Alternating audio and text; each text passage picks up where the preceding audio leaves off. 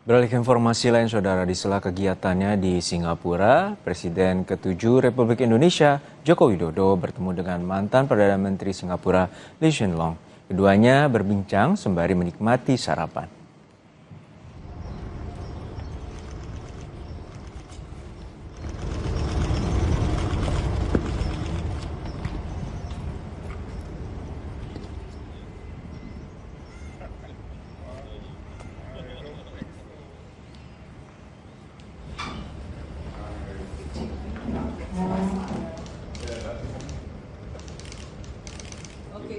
Pertemuan keduanya berlangsung di Hotel Raffles, Singapura. Jokowi terlihat disambut oleh mantan Perdana Menteri Singapura, Lee Hsien Loong.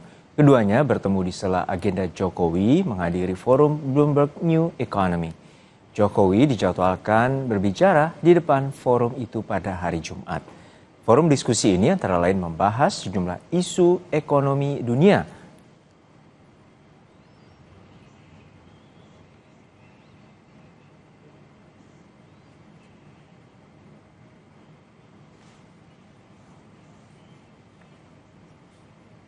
Lewat akun Instagramnya, Jokowi mengatakan sebagai berikut, ngobrol santai bersama sahabat lama, Menteri Senior Lee Hsien Loong dari tawa ringan mengenang masa lalu bersama, hingga gagasan besar tentang masa depan Indonesia Singapura.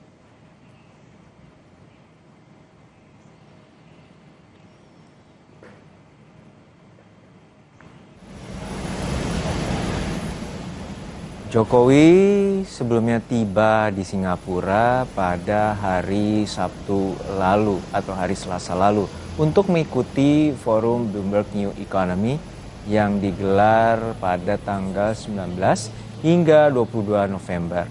Jokowi dijadwalkan akan berbicara di forum pada hari Jumat mendatang.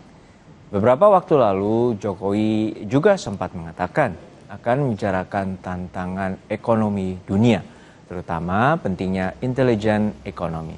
Forum Bloomberg New Economy akan membahas tantangan ekonomi dunia dan bagaimana solusi pemecahannya, sehingga data ekonomi ke depan akan lebih akurat dan aktual.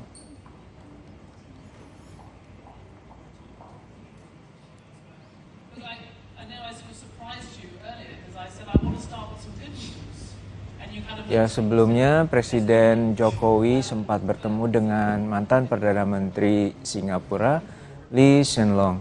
Keduanya sempat berbincang sembari menikmati sarapan dan membahas tentang ekonomi dunia.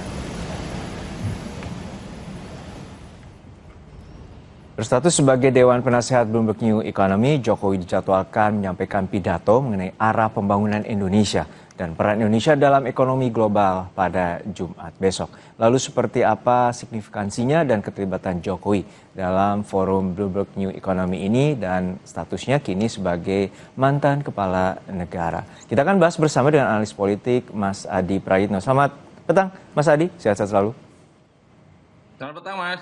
Ya, Mas Adi, ini kita lihat bahwa Jokowi telah ditunjuk sebagai salah satu anggota Dewan Penasehat Bloomberg New Economy. Lalu kita melihat bahwa kehadirannya bertemu dengan mantan Perdana Menteri Singapura dan juga akan berada sebanding atau setara dengan mantan Perdana Menteri Italia dan juga mantan Perdana Menteri Inggris sebagai anggota Dewan Penasehat. Artinya seperti apa? Anda melihat bahwa apakah Jokowi juga hadir di sana juga akan membawa dampak besar bagi Indonesia?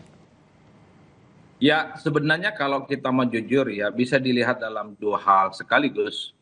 Pertama, dalam perspektif Jokowi yang tidak lagi jadi presiden, tapi menjadi salah satu dewan penasihat dalam sebuah institusi sebenarnya yang disebut dengan Bloomberg New Economy, satu lembaga yang sebenarnya yang bertujuan untuk mengurangi ya kesenjangan antara negara-negara maju dengan negara-negara yang tidak maju. Ini yang saya kira dari dulu kan selalu muncul pertanyaan apa yang sebenarnya akan terjadi kepada Pak Jokowi setelah posisinya tidak lagi jadi presiden, tapi dengan adanya posisi ini maka Jokowi dianggap memiliki daya tarik sehingga menjadi bagian salah satu penasihat di forum internasional.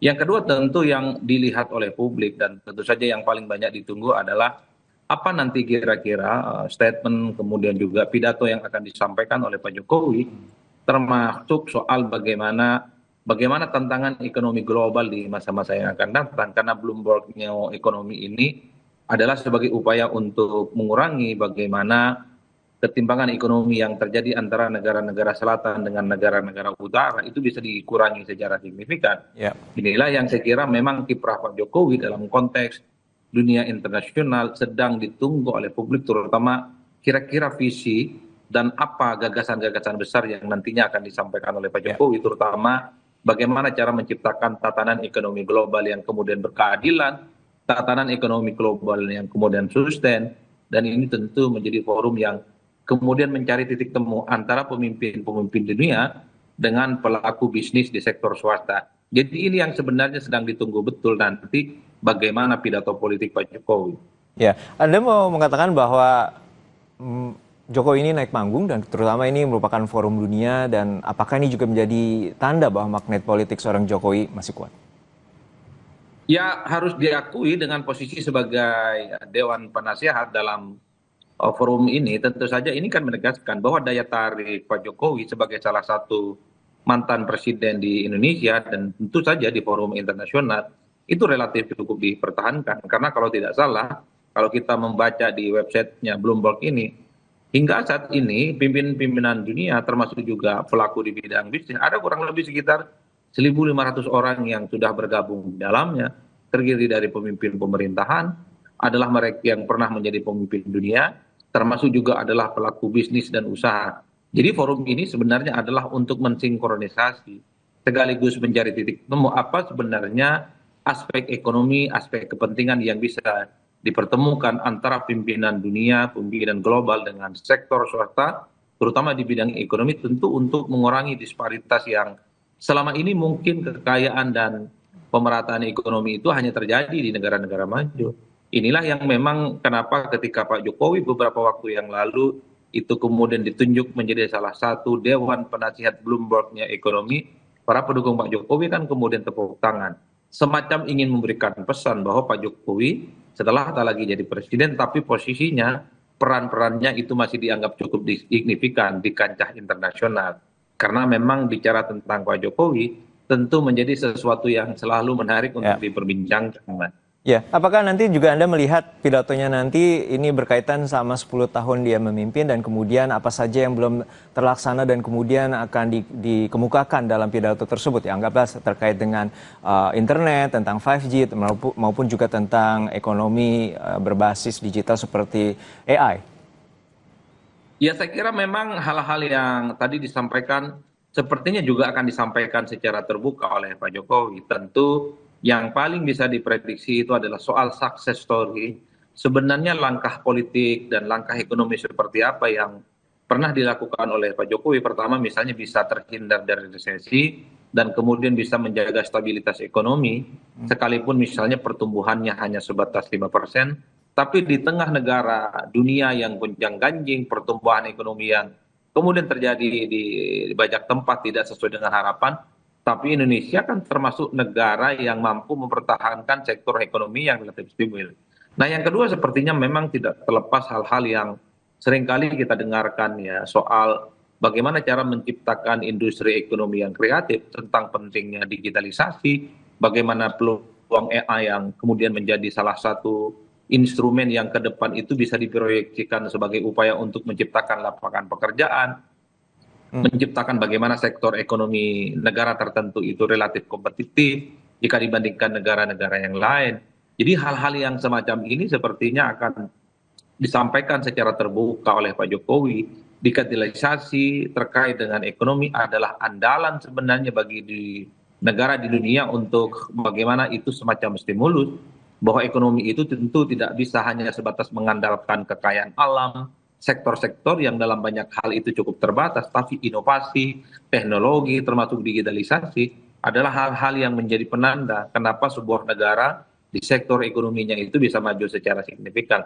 Dua hal ini yang saya kira memang akan diproyeksikan oleh Pak Jokowi ketika ingin menyampaikan pidato politik dan ekonominya. Konon akan disampaikan esok hari di hari Jumat, Mas Juno. Ya, tentu berkaitan dengan substansi kita akan menunggu besok. Tapi untuk saat ini Anda melihatnya bahwa Jokowi terus dan tetap mengambil peran aktif, terutama saat ini menuju panggung global dan tetap menjadi sorotan. Seperti apa Anda melihat dinamika terakhir dari Jokowi? Ya, saya kira memang yang kita harapkan tentu saja dengan kehadiran Pak Jokowi di kancah internasional ini bisa menjadi tempat untuk bertukar pikiran, bertukar wawasan, dan tentu saja memberikan dampak yang cukup signifikan kepada bangsa di masa-masa yang akan datang ya. Karena apapun judulnya, dengan posisi Jokowi sebagai penasehat di Bloomberg New Economy ini kan dilihat sebagai satu apresiasi yang diberikan oleh dunia dan forum internasional bahwa Jokowi pastinya dianggap sebagai sosok yang inspiratif, memiliki pengalaman-pengalaman yang cukup luar biasa yang perlu di-share kepada pemimpin-pemimpin dunia yang lain, yang saya kira memang itu dianggap sebagai sebuah keinginan bagaimana Indonesia, mantan-mantan pemimpinnya, itu memiliki kontribusi yang cukup signifikan, terutama soal insight di bidang ekonomi, di tengah gonjang-ganjing dan persaingan global yang cukup luar biasa. Karena Baik. kalau kita mau jujur sebenarnya Bloomberg New Economy ini kan adalah sebagai sebuah respon bagaimana dunia itu berubah secara signifikan. Kekayaan dan dunia berkembang itu bukan hanya di negara-negara utara, tapi di negara-negara selatan yang selama ini terbelakang itu juga muncul secara signifikan. Kemajuan bukan hanya terjadi di barat, tapi juga sudah mulai muncul di timur. Dalam konteks inilah Pak Jokowi sebagai mantan presiden, tentu saja kehadirannya di Bloomberg akan memiliki dampak signifikan, terutama terkait dengan prospek ekonomi yang positif di negara kita. Baik, kita nantikan dan terus cermati bagaimana pidato yang akan disampaikan oleh Pak Jokowi besok di New Economy Bloomberg untuk menghadapi tantangan ekonomi dunia baru. Terima kasih atas analis Anda, Mas Adi Praetno, telah berbagi bersama kami di Kompas Petang. Kompas Petang akan kembali dengan informasi Roy Suryo CS mendatangi Polda Metro Jaya untuk mengajukan saksi dan ahli meringankan. Roy Suryo juga minta gelar perkara khusus kasus fitnah ijazah Jokowi.